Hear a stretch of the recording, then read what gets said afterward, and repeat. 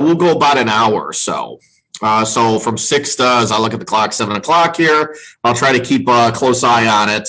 And then from that point forward, the class, that time is yours to get together with your team members.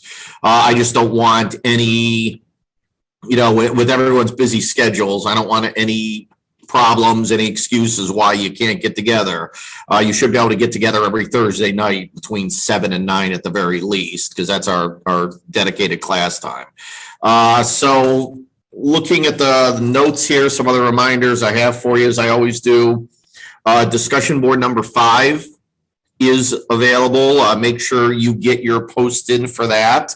That will be our last discussion board of the semester. I want you after that to focus on your training projects, and then after that the final exam, which I'm working on that right now.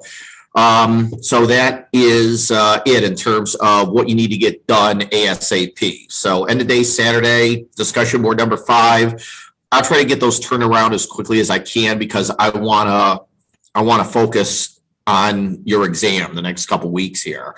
And my plan is, hopefully by the time I turn over the study guide to all of you, then you'll be turning in your projects to me, and all my other classes I have projects due at that time. So that'll give me a couple weeks to grade those while you're studying for your final exams. So that hopefully is my plan of attack here. So we'll see how that goes. So before we get started here on tonight's lecture, are there any questions on anything? Are we good?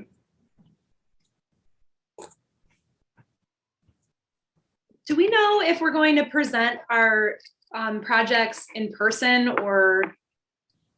We're not going to. I want to, but then, there's still some skittishness over COVID and everything. There's still people walking around with masks and everything. And, I get it. So to be safe, I figure we started the semester doing it this way. We're going to keep doing it this way. I've been doing it in this format for the past couple years, so I'm kind of used to it. So that's why that strategy paper is so important, because you're kind of describing for me how you are going to present it. So I hated to say, yeah, we are going to present them in class, and then the last minute cancel on you, especially if you buy materials and things such as that. So to be safe, we're going to maintain our social distance, at least to get through this semester. And I'm hoping from summer on forward, we're not going to have to deal with this garbage anymore. Hopefully, fingers crossed. So as of now, well, not as of now, it's pretty much my final decision. I want to change it here. You're not going to present these live in class. Now, if there's something, if you want to videotape something or whatever, that's fine. I don't necessarily want to force any of you to get together physically in case anyone, is worried about, catching something or what. That's fine, at least till we get through the next month and kind of into late spring, early summer here, that everyone's feeling a little better about their health here. So hopefully that answers your question. Does that make sense? Does that help? For sure. Okay, yeah. I'd love to do these in person, but I don't know. I've been talking with a few students. Some want to do it, some don't. And I'm like, you know what? I can't do half and half. So I'm going to have you, and I can get a good gist of what you're doing, what you would present here, through what you submit to me. So that's why everything you turn into me should be really, really detailed. Tell me how this is going to play out here. And I can get a really good sense from that, what you would present in the class. But those we're not going to do live. The final exam, just like we did with the midterm exam. I'd love to do the final exam in person, but we started on this path, so we're going to keep with the 3-day, the weekend thing. Do it on your own. Even if I did it in this classroom, these little desks, there's no way you can put stuff on them anyway. So I'm maintaining status quo all the way through the end of the semester, at least for spring 2022. Summer, fall might be a completely different story. Okay? Yep. Thank you. Sure. Good question. So yeah, I'm somewhat disappointed in having to make that call, but I got to think of everyone's best interest here. So I thought that would be the way to go for now. So let me find the notes I typed up for tonight here. All right, chapter 9, we're getting there slowly but surely. Let's see, where's my, oh, there's the number. I got to see what slide I'm on here. So this chapter, employee development, and the course is training and development. So this is obviously a pretty important topic worth discussing this semester. Now, training and development, aren't those the same thing? Yes and no. It's kind of 50-50. I mean, there is a learning component involved here. A lot of the same activities, a lot of the same methodologies you use for training are the same ones you use for development.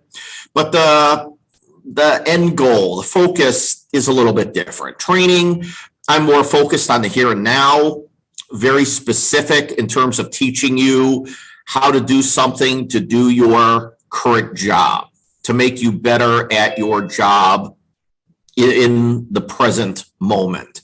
And training is typically, hey, you have to do this. You have to go through this. You got to learn how to use this computer system, how to use this piece of machinery, how to interact with clients in this way, whatever it may be.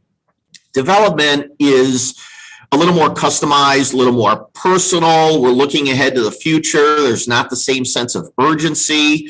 Employees generally have a little more control over the ebb and flow of these developmental activities, and they're voluntary. I mean, if you don't want to go through these types of initiatives, experiences, what have you, well, that's on you. But as your manager, as your supervisor, part of my job is to help you become the best person you could be, not just the best employee, but just the best individual. And part of that is your own personal growth and what it is that you think you need to get better at, or that you're interested in, or what you want to work on. I will do what I can to help you achieve that. So that's where the development stuff comes in. So maybe you have, your heart set on being a manager or supervisor someday. Okay, well, I'll do what I can to get you prepared for that, to give you the coursework, to give you the training, to give you the experiences, the exposure, all of that stuff to help you transition into that type of role when the opportunity presents itself. When we use the term career, then, people, at least historically, you think of a career as you're moving up the corporate ladder and you're moving from one job title to another. Or in terms of your occupation, your profession, this is my career. I'm a doctor, I'm a lawyer, etc. As you move maybe from job to job, organization to organization, that's part of your career, or different roles that you serve in as part of your tenure from age 20 something to age 60 something. All of that would be considered a career as people traditionally define it. Nowadays, it's a little bit different. There's a lot of focus on personal satisfaction, doing what you want that brings you enjoyment, that is interesting, exciting to you, not necessarily the job title or the money, but just doing a lot of different things, that self-actualization sort of mindset. Work-life balance is a big part of this, that people would rather take a little less money if they have a little more vacation time to spend just for their own mental health, or to spend more time with their families. That, as the saying goes, on your deathbed, rarely does anyone say, boy, I wish I would have put in more hours at work here. It's one of the regrets you usually don't have. So to get out and enjoy life, yeah, your work is part of it, but it's not the be all end all. It doesn't define you. It's not your priority in your life, in your world. So a lot of people nowadays tend to view a career in that regard. And the term attached to this, if you want a fancy word for this or phrase for this, is a protean career. And here you are just becoming a better person, developing different skill sets and competencies, and you're following your interest more than that corporate ladder as you move from one job to another, and there is no veering off of that path. It doesn't work like that anymore. Career progressions, they're not as much moving up a ladder as much as it's more of a spiral staircase sort of thing. And people are taking time off of work for months, maybe years at a time. They're switching jobs. They were doing one thing, maybe they're in the banking field and they decide to open up a coffee shop or a cafe, something like that. That it's based more on your own likes, your own self-direction, and achieving what some people refer to as psychological success. That when you come home at the end of the day, you have that was a good day. I feel good about what I did today. Not the 9 to 5, punching the clock, working the assembly line, that sort of thing. Same old, boring, not much to talk about. Those days are gone for a lot of people. They want some excitement, adventure in their work. They want to do different things. They want to have different experiences, different opportunities. And if that means leaving your job and working elsewhere, so be it. It used to be that you start a job maybe at the local auto manufacturer. You're there 35, 40, 45 years. You retire with a nice financial package, the gold watch, all of that. Then your children go work there, and then their children go work there. Now, most people are with a given employer 2, 3, 4, 5 years at the most. They're jumping ship all the time. Nowadays, most people entering the workforce in their early 20s will have, it's estimated, 6 to 10 different employers throughout their working life. So people are pursuing those opportunities that make them feel good and bring them enjoyment. This is this newer concept of this protean career that people are seeking nowadays. So here, just a little bit of a comparison contrast between the two, the old school traditional career compared to this newer protean career, as I described much of it already to you. The development planning process, then, as you take some time and think about, okay, where am I now? Where do I want to be? How am I going to get there? How am I going to achieve whatever my career dreams and aspirations are?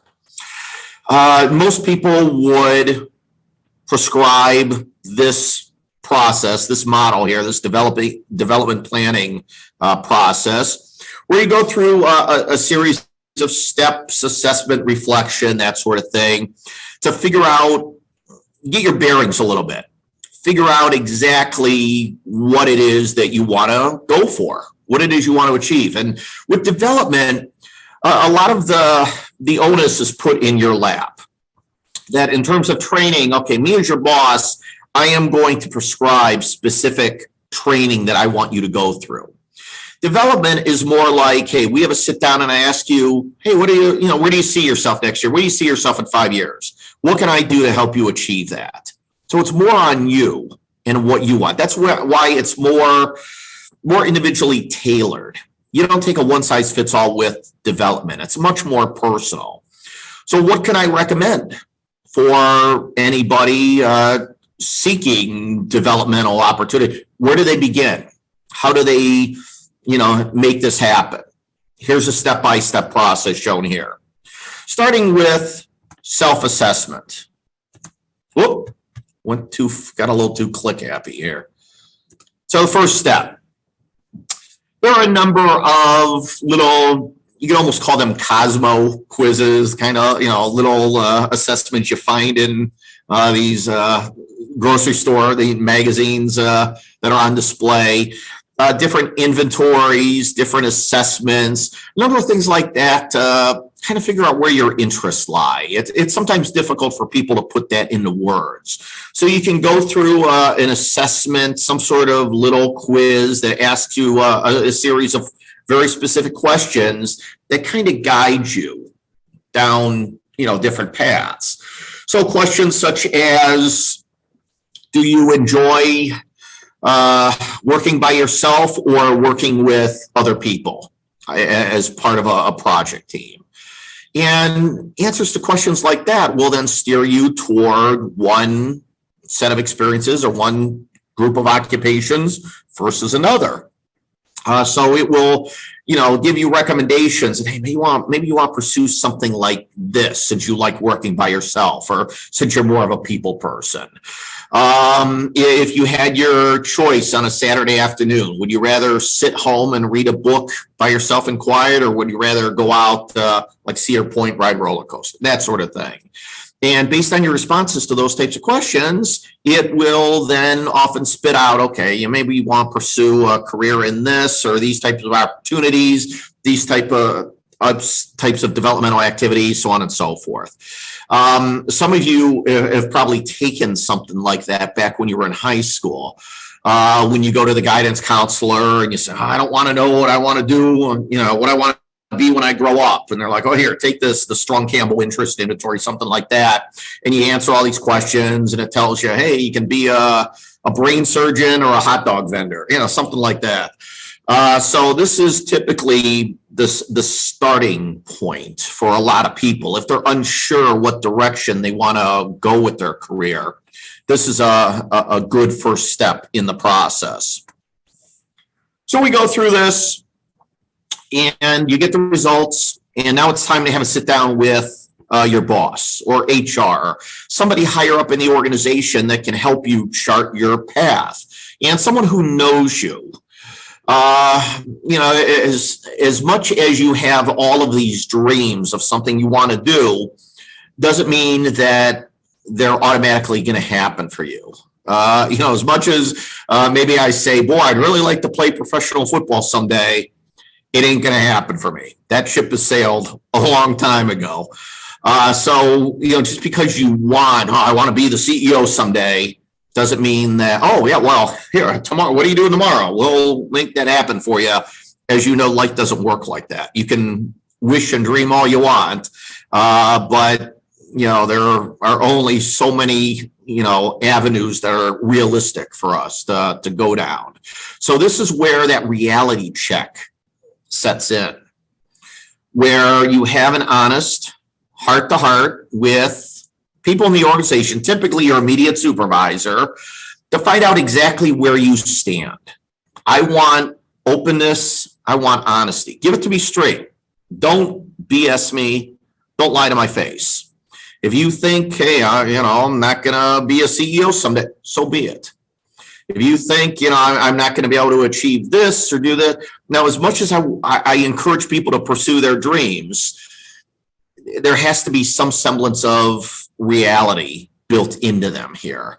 That you have to, a lot of these careers, a lot of what you want in life, you got to work hard. You got to put forth the effort, whether it's to, play Carnegie Hall or be a professional athlete or, be a neurosurgeon, whatever it is. Those jobs don't just fall off of trees. You have to go get them. You have to go work for them. So that's where this conversation puts things in perspective for you a little bit more and gives you a good sense of, okay, this is what's achievable. This is what's doable. So let's start charting out a path with that in mind. Charting out that path, let's do some goal setting together. How are we going to make this happen? Short-term and long-term. As a supervisor, I don't want to do too much of the hand-holding here. I will help guide you. I will help facilitate this process, but much of it, the pen's going to be in your hand, and you're going to be writing this stuff out. I can't, I can't, these are your dreams, not mine. So I can't force you to do, I can't talk you into something. I can't say, well, this is what you're going to do or else sort of thing. It's all on you, and it's how bad you want it. So let's talk about the steps that we're going to go through to try to make this happen. Now, I will do my best to help you along with this process by all means. I'm not going to leave you alone by yourself to do this, but you have to want this. You have to be committed to this and understand the time and effort that's going to be involved. I can't do it for you. I said that at the beginning of the semester that, hey, as much as I'd love to give all of you A's, doesn't work like that. If you work for it, if you do it, you can make that happen.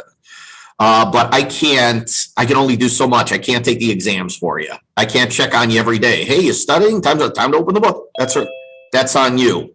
So same with career goals.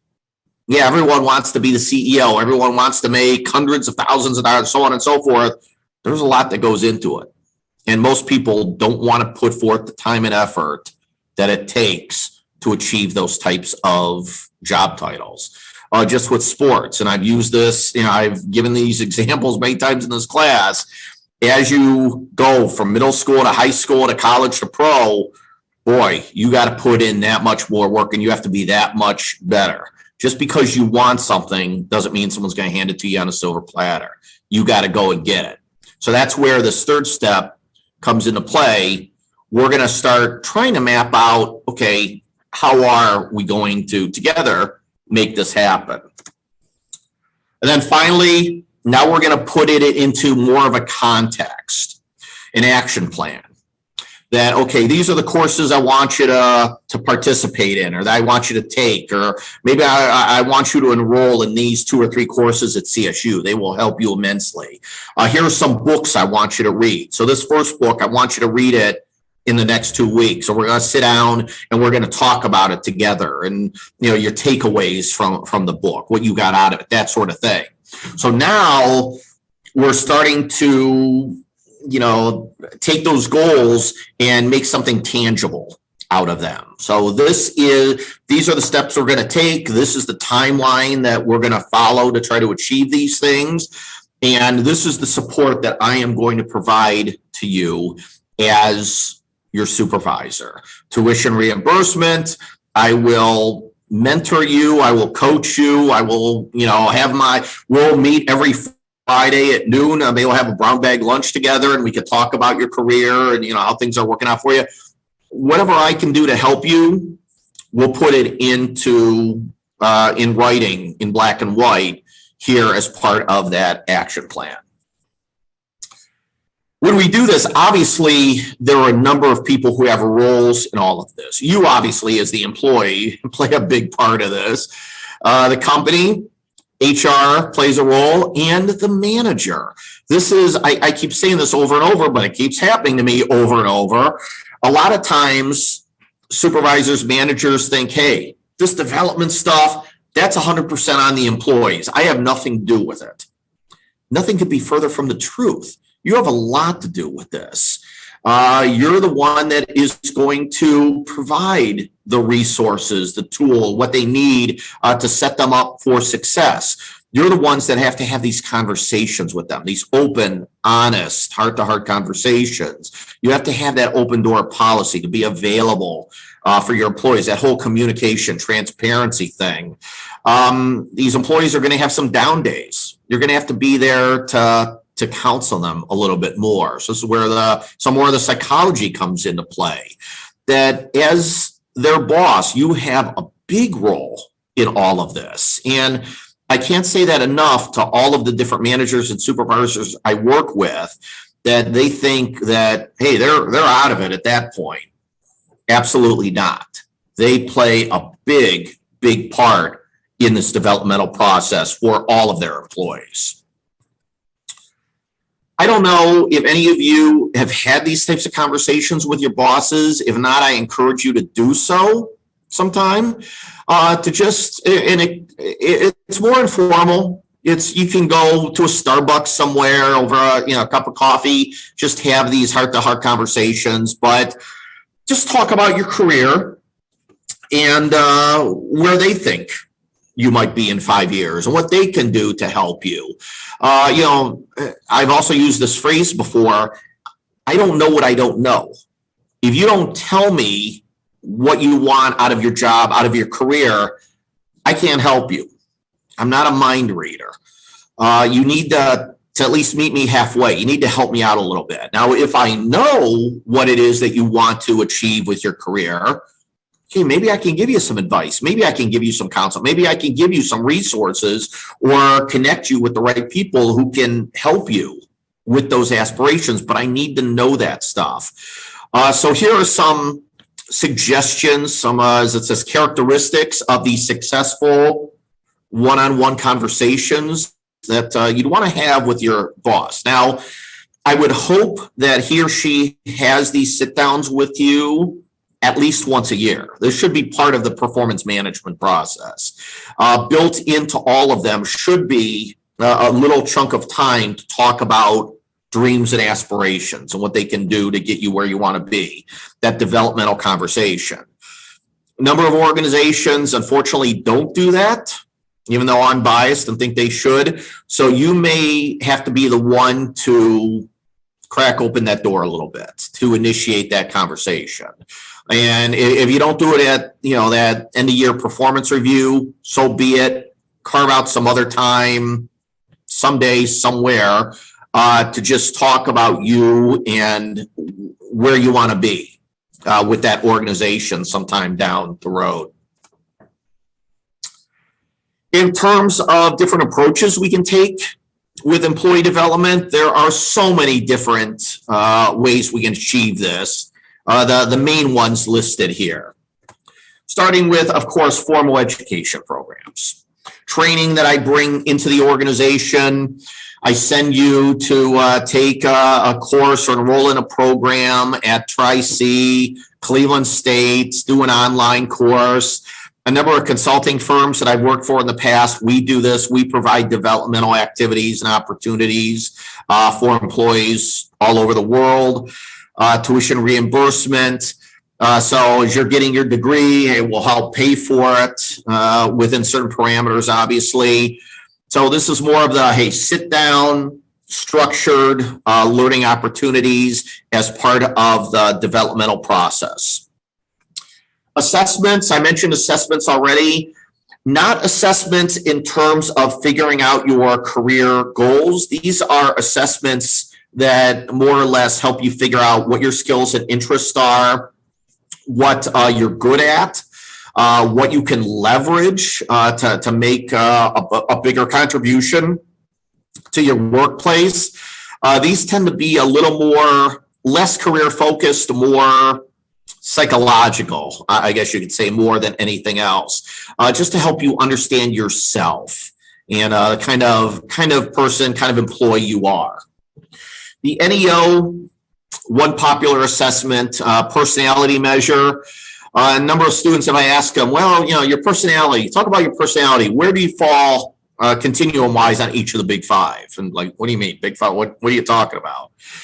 So to give you a measure such as this, you can get a good idea of where you fall on each of those, what are called the big five personality factors, those five listed here. You'll see that you take the first letter of each of these, it spells out ocean, O-C-E-A-N. So it's a very easy way to remember these. Openness to experience. So how liberal versus conservative you are, not necessarily politically, but in terms of just the way you approach life. And openness to new ideas and creativity and things such as that, versus being a little more reserved, a little more conservative. And all of these, they're on a continuum. And I think we talk about these in this class. Maybe not. And you're typically at one extreme end, the other extreme end, or somewhere in between. So openness, conscientiousness, how detailed you are, how careful you are, how meticulous you are. Extroversion, how outgoing, talkative you are. Extroversion could be spelled E-X-T-R-O or E-X-T-R-A. You'll see it both ways. Agreeableness, how cooperative you are around others versus how confrontational you are around others. And then finally, neuroticism. That has kind of a negative connotation. It's more or less how anxious, how stressed, how panicked you are in emergency situations. Because neuroticism sounds, really kind of scary. Some people prefer to call that emotional stability. So those are the big five measured by the NEO, among other personality measures, but NEO is one of the ones that I use on a regular basis with folks. The disc is another one that I use almost weekly anymore. Another personality measure that looks at 4 factors. First one, dominance, and you can read these on your own. I don't want to go through tonight and spoon feed all of this to you here, but dominance, DISC, DISC, each one of those stands for one of these factors. The I stands for influence. The S, steadiness. And finally, the C, once again, conscientiousness. Now, with these types of measures, okay, the NEO, you can use that more or less for selection. So hiring somebody into an organization if you have certain preferences, certain personality facets you're looking for. The DISC is more, I use that for more understanding yourself and team building, understanding other people, trying to get along with other people in the workplace. If you understand your personality and other people's personalities, this is kind of that emotional intelligence stuff.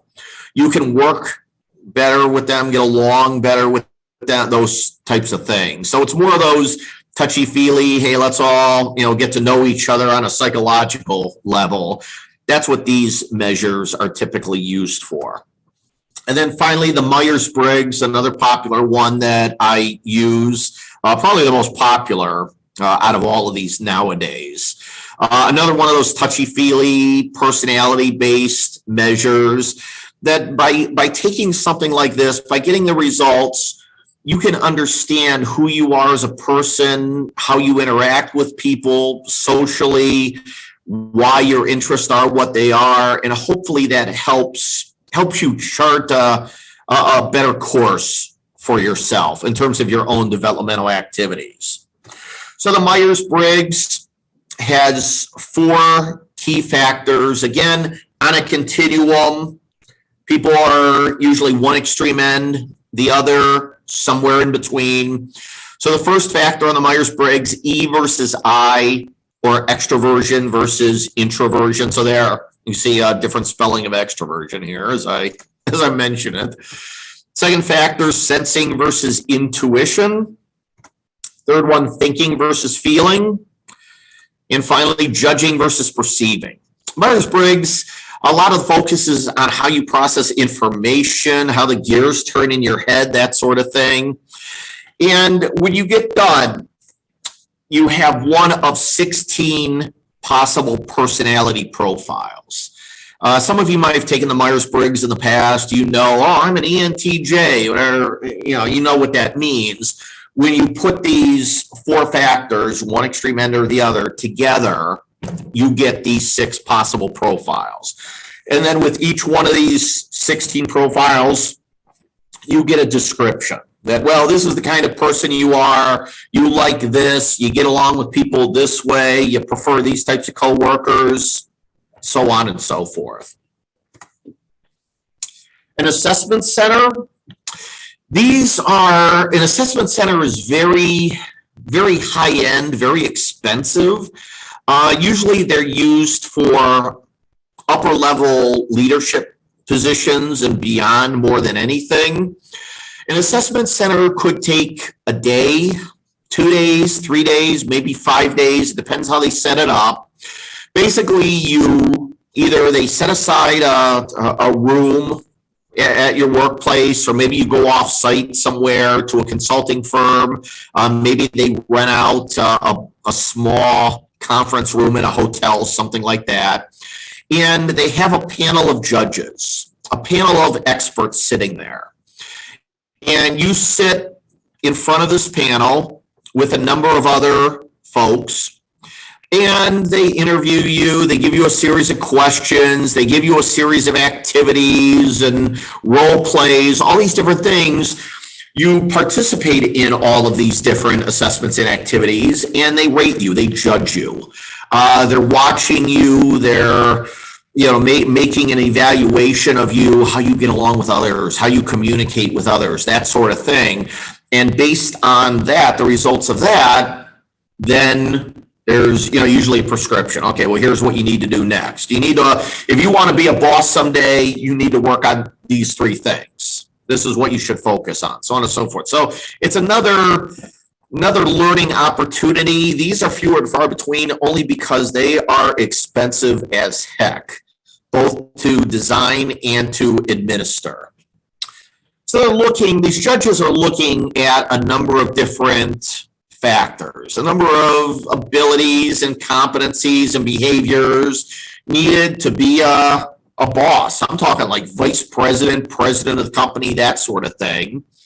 Or abilities, skills, competencies to work well with others, to be a member of a highly effective work team. Those are typically the two areas of focus with an assessment center.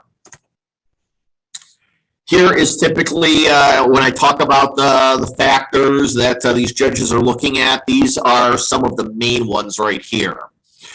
So, there may be activities where I throw a folder, a stack of papers in front of the group and say, here you go, figure this out. And I'm looking to see who sort of takes over that leadership role, who sits back and is more of the follower. Maybe somebody's going to social loaf a little bit and not do anything. Maybe somebody's going to get frustrated and start arguing with everyone else. Maybe somebody else is going to just defer to everyone, and whatever they say, they're a yes man. Oh, yeah, okay, yeah, that's fine, and offer no opinions whatsoever. They're looking at all that stuff. So you're on display. You're being judged. You're being evaluated. They give you this activity or, again, interview, role play, whatever it is, and they are making judgments about you and your suitability for any number of roles or positions in the organization. Among the different activities, the leaderless group discussion, that's kind of like what I described, where they give you a project and the directions are very sketchy, very vague. You have to figure it out on your own, sort of thing. An interview, obviously, just like a regular employment interview. An in-basket exercise, so I may put you at a desk. And I give you a stack of papers that you have to read or edit or file. You have a computer, and there's a series of about a dozen emails you have to respond to. As you're going through this activity, the phone is ringing. Do you answer the phone? Do you put them on hold? Do you address it in the moment? Do you say, I'll get back to you tomorrow? That sort of thing. So all these things, you're doing all of these activities and they're judging, okay, well, how are you prioritizing things? And, what are you getting accomplished? What are you setting aside for later, maybe tomorrow to work on?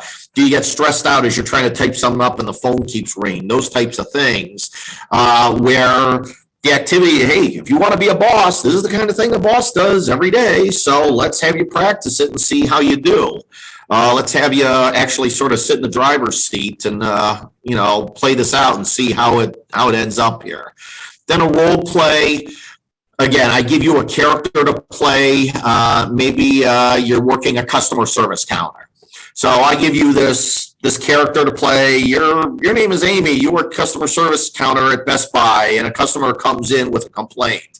So you're like, okay, so you take that role and I play the customer. I'm yelling at you, I'm swearing at you, I'm doing whatever. And we're seeing how you react, how you respond to that situation, that angry customer, and what you do in terms of resolving the issue. So all of these things, we put you, again, in the middle of the room for everyone to see.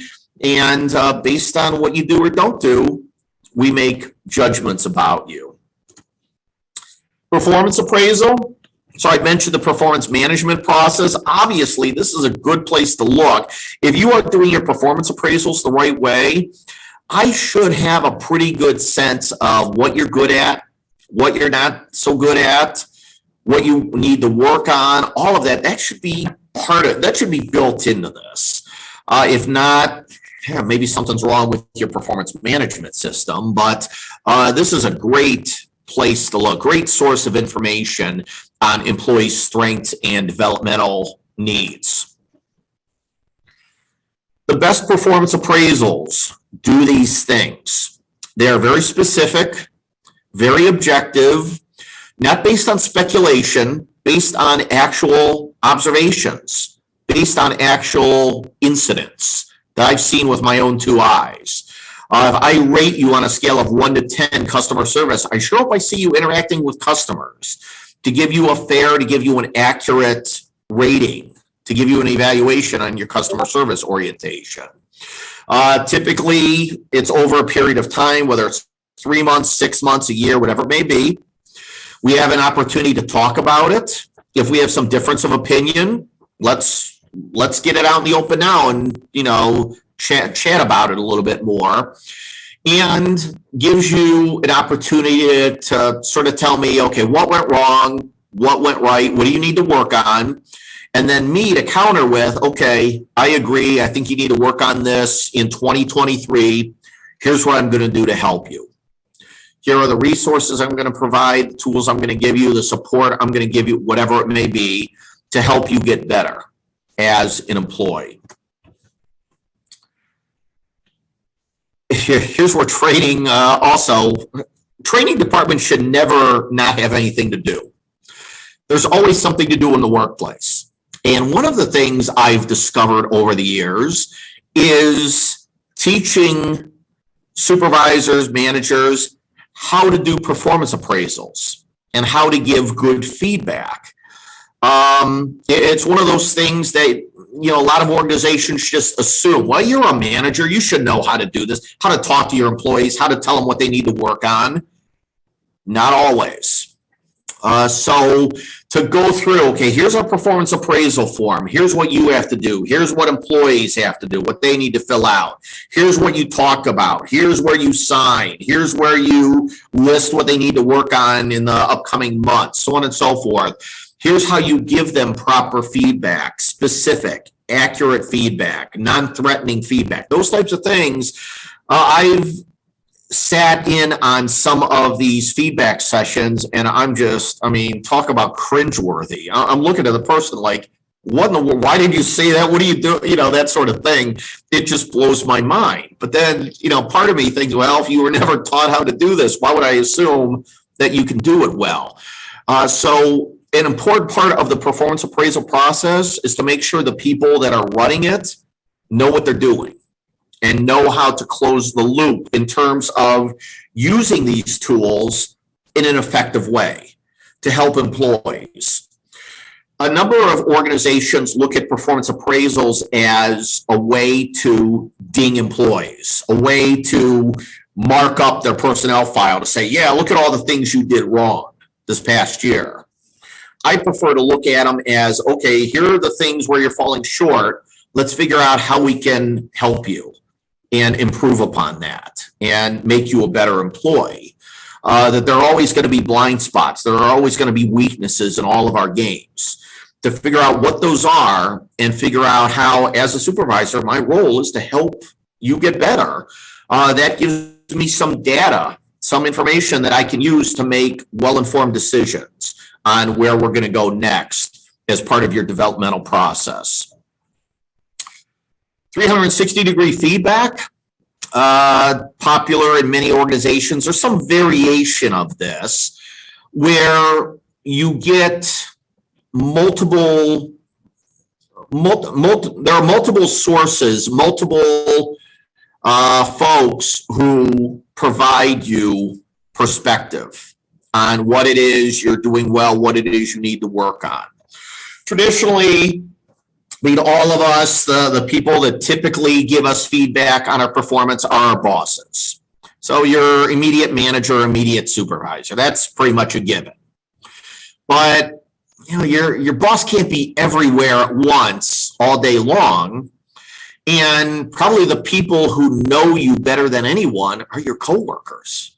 They're with you 7-8 hours a day. They're working alongside you.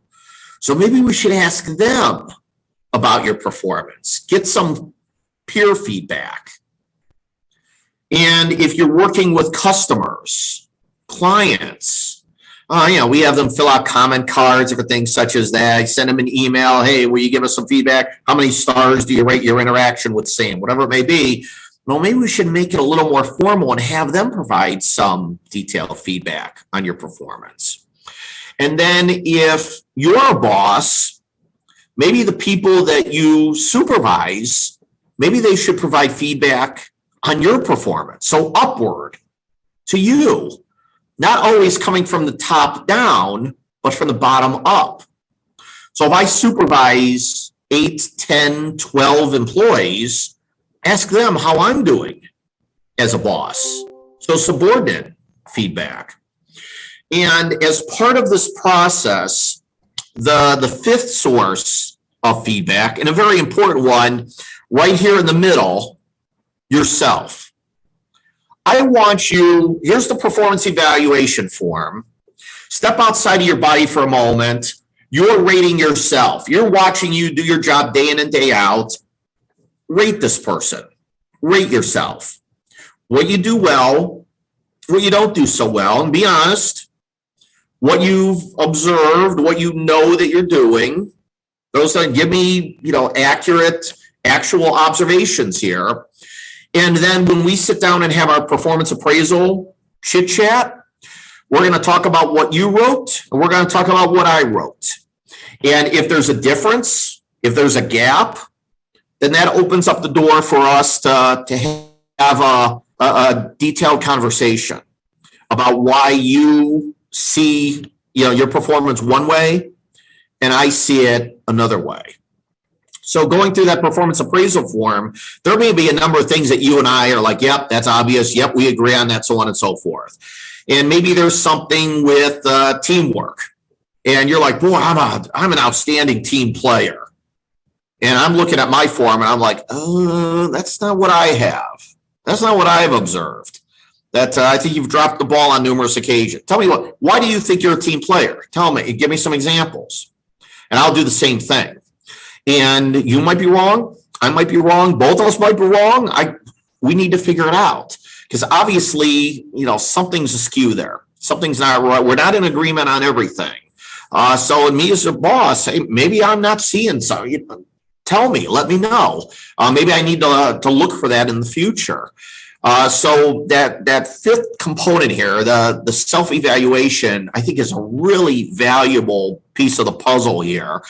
Provides that metacognition, that introspection, that as you reflect honestly on how good of a job you did, it helps provide you some direction in terms of what you need to work on going forward. Job experiences, well, of course, the job you're doing is I give you different tasks, different projects, different challenging assignments that will help you grow and learn and develop. The more that I push you, the more that I challenge you, the more I make you feel uncomfortable. I give you something to work on, and you're like, boy, I've never worked on, something like this before. I'm like, well, do your best. Let's see how you do with it. To give you a tough project, to give you maybe a difficult client, something like that, to see, okay, let's give you the ball and have you run with it and see how this plays out. That, as they say, we learn a lot from our mistakes. That as you struggle with this, but then kind of figure it out as you go along, that's a good thing. That's a developmental opportunity. That's a learning opportunity right there. So the more that I can give you those types of experiences, the better. And you can learn and grow as a result of those opportunities. Different ways that we can do this. Obviously, here in the middle, the job itself, I can enlarge the job. I can give you more to do. If it's the same old, or you're like, boy, I kind of get bored, or I'm doing the same thing over and over. Okay, let me give you some other things to work on and see how you do with those. Maybe with a rotation, job rotation, depending on the nature of the job. So think of like an electronics store, like a Best Buy. One day you're working the cash register.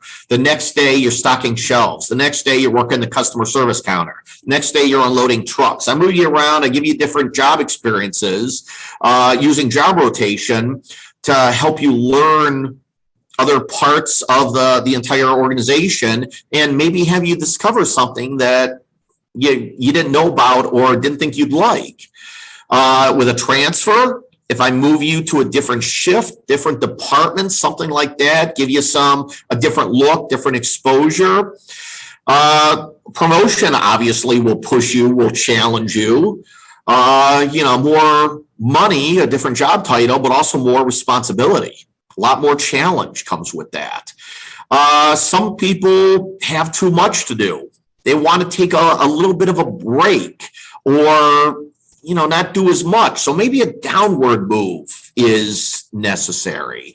That you want to work part-time, or maybe take a month or two off, something like that. Or, this job is a little too much for you, too overwhelming, that, you're going to accept less pay, a lesser title, but you're going to be happier as a result. And that gives you an opportunity to take some personal time to work on your own developmental activities. Of course, any sort of temporary assignments, projects I give you, volunteer work, taking sabbaticals in academia, things such as that, give you a chance to spread your wings a little bit and do different things that the job normally wouldn't provide to you.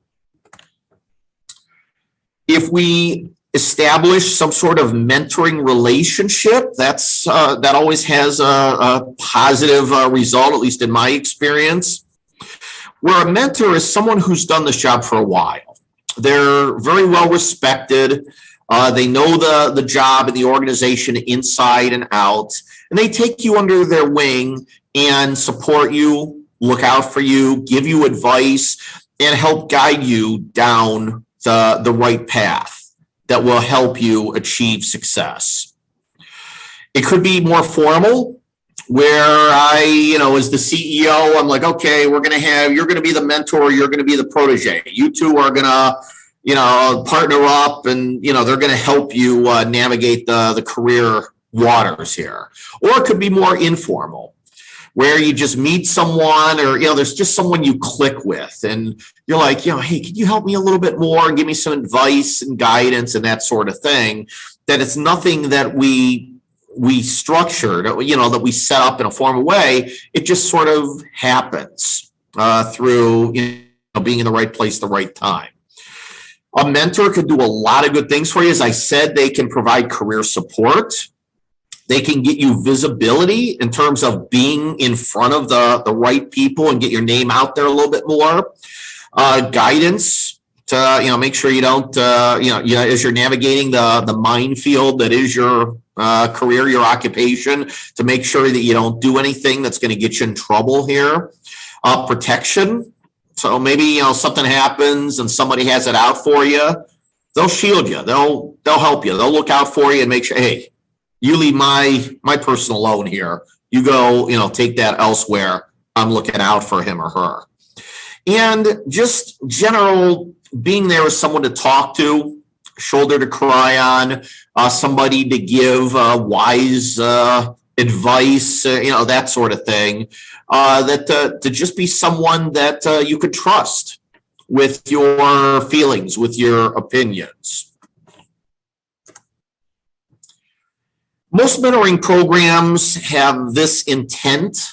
There's a socialization aspect there to help you immerse you into the organizational culture and navigating the politics and all of that stuff, to help women and minorities get that exposure, that visibility, and give them opportunities to move up in higher level positions in organizations, and to help those people that are at the mid-level leadership positions to take roles in the upper level, that C-suite, the CFO, CIO, those types of folks someday down the line. Successful mentoring programs look like this. If you ever put anything together like this is sort of a checklist that you'd want to use to make sure you're doing this the right way. It's not as simple as you over there and you over there. Okay, you two work together and talk to each other and help each other out. It's not like that. It's a little more structured, a little deeper than that. So if you're ever charged with putting together something like this, here are some suggestions for how to do it the right way. A coach, similar to a mentor, A mentor is a little more hands-off. A mentor does their thing and they have the open door and, they'll meet with you maybe once a week and have about that heart-to-heart with you, that sort of thing. A coach is more short-term. Coach is almost attached to you at the hip. They go with you everywhere you go, watch what you do, how you interact with customers, how you interact with colleagues, that sort of thing. And they're right there on the spot to give you advice, or they may pull you aside and say, hey, I wouldn't say it like that. I do it like this, that sort of thing. Providing specific in-the-moment feedback, reinforcement, those types of things. Best coaches look and act like this. Tony Dungy, one of my favorites, and Pat Summitt, the late great Pat Summitt, basketball coach from Tennessee. Either one of them, if you read any of their writings or listen to them speak or anything, oh my gosh, it's so unbelievable, so inspirational that these two have a genuine concern, a real caring for the people that they coach. That they are trying to support and guide and help. The athletes that play for them are like family to them. They really take these things personal and they look out for their best interest. That good coaches do that they're empathetic. They support those people that they're trying to help, to guide. They're honest, they're practical. They don't have all the answers and they willingly admit it. But they will try to get the answers for you. If they don't know what the answer is, hey, give me a day and I'll see if I can figure it out for you. That sort of thing. So they're humble. To be a good coach in an organizational setting, these are the kind of qualities that you really want to have. So it's about a minute or two to 7. So let's stop here for the night. This, as I look at the next topic here, this is a good place to take a break here. So what we're going to do then, from here on out, if anyone has any questions afterwards, I'll stick around. But if not, like I said at the beginning of lecture tonight, the next couple hours of class, 7 to 8 and 8 to 9, that's your time. So I encourage you to get together with your teammates, email, Zoom call, whatever, that you have at least 2 hours dedicated to work on these training projects. If you need me for anything, I am available. I am around. But please take advantage of, this time here. I'm only, again, from here on out, I'm only going to lecture about an hour each night. That's it, because I want to make sure you have some time to yourself to work on these projects. Quick reminder, discussion board number 5, those of you who weren't on at the beginning of the Zoom call, discussion board number 5 is due end of day Saturday. Please get it done. That's our last one. No more discussion boards after that. I'll turn that one around a little quicker than last time. I was trying to write notes and everything last time, so I got delayed there. But I'm going to try to get that scored sooner rather than later, and then that will free you up from here on out. Stay up with the readings, stay up with the notes, start getting ready for the final exam here. Don't get behind on stuff. I will finish up my work on the exam and the study guide over the next couple weeks. If you have any questions on any of these training projects, you know how to reach me. Use my Yahoo email address. That's the easiest one because that's on my phone. That's on my laptop. I have it 24/7, so I can get back to you quicker with that one. And if we need to meet in person to discuss something, if we need to have a Zoom call, whatever works for you, I'm available. And I've already done some of this with some of the groups already, but I'm just extending that invitation to everyone to be sure. So at this time, I'll see if there are any questions, anything that I can help you with or what. And if not, I'll leave you be and let you do your thing tonight. So any questions on anything that I can help you out with before I let you go? I have a question about my team's training project, but if anybody else has got questions they want to ask, they can go first. So I'll take a couple minutes. Okay. So let's see, Chris, what group were you in? You team 5. Yeah, group 5. I was one asking about or bringing up that workout topic. Okay. For the project.